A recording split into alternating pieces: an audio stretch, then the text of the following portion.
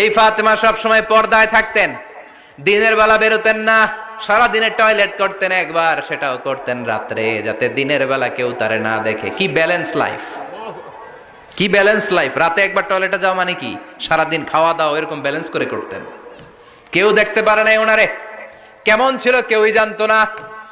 এমন ভাবে চলাফেরা করতো, কোনো পুরুষদের সামনে দিয়ে কখনো যেতেন না।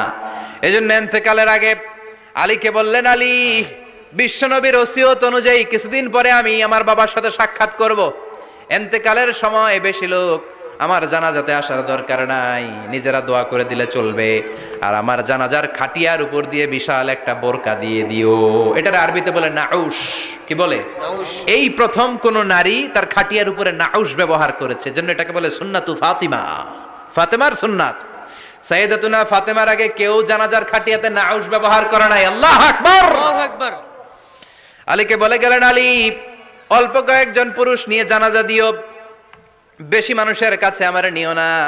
দুনিয়ার বুকে আমি লুকিয়ে লুকিয়ে চলতাম, মরার পরে লুকিয়ে লুকিয়ে আল্লাহর কাছে চলে যেতে চাই।